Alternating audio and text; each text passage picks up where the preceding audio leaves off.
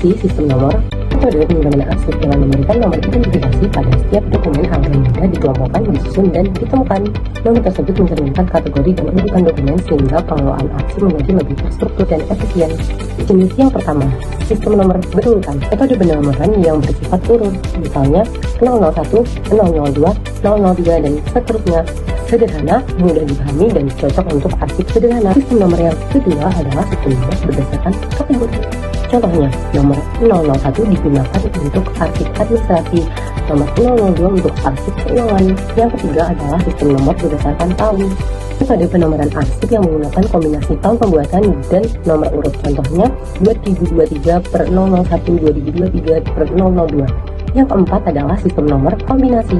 Sistem ini menggabungkan kategori, tahun, dan urutan. Contohnya, 01 per 2023 per 001. Jenis ini paling fleksibel dan banyak digunakan. Setelah memahami pengertian dan jenis sistem nomor, sekarang kita akan masuk ke bagian fungsi, manfaat, dan juga bagaimana penerapan dalam manajemen arsip. Sistem nomor memiliki berbagai fungsi dan manfaat penting.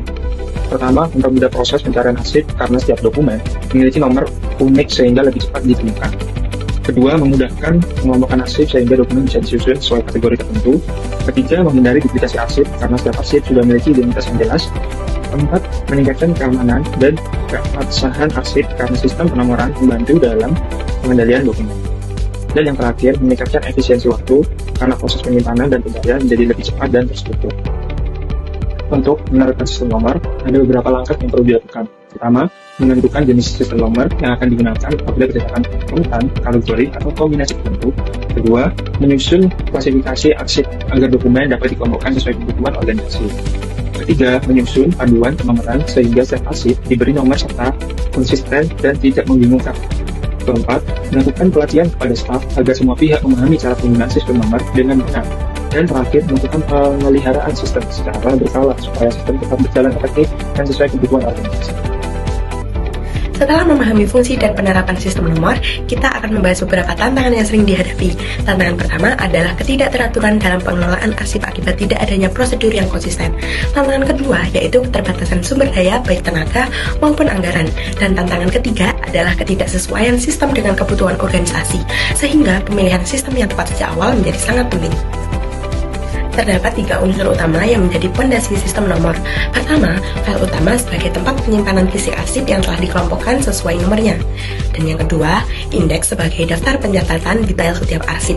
Dan yang ketiga, buku nomor sebagai catatan kontrol yang memastikan setiap nomor tercatat secara terperinci dan tidak tumpang tindih. Setelah kita memahami dan membahas tentang pengertian, jenis, fungsi, manfaat, serta tantangan dari sistem nomor dalam arsip, sekarang saya akan menjelaskan bagian yang tidak kalah penting, yaitu petunjuk silang. Pengertian dari petunjuk silang atau cross-reference adalah semacam tanda yang menghubungkan dua atau lebih arsip yang saling berkaitan. Jadi kalau ada dokumen yang saling berhubungan atau bahkan arsip yang tersebar di berbagai tempat, petunjuk silang ini akan membantu memahami keterkaitannya sehingga arsip dapat ditemukan dengan cepat. Petunjuk silang memiliki fungsi penting, mulai dari mempermudah pencarian arsip, menghubungkan arsip yang tersebar di berbagai tempat, kemudian mengurangi resiko kehilangan arsip, serta membantu pengelolaan arsip agar tetap terstruktur dan efisien.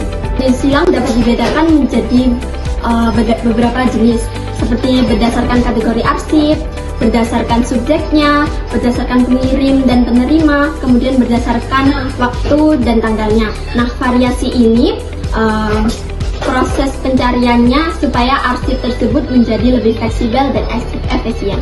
Dalam penerapannya, petunjuk silang dilakukan dengan menyusun kategori arsip terlebih dahulu, kemudian menentukan sistem nomornya, kemudian memanfaatkan teknologi, serta memberikan pelatihan kepada staf agar sistem dapat berjalan secara konsisten dan efisien.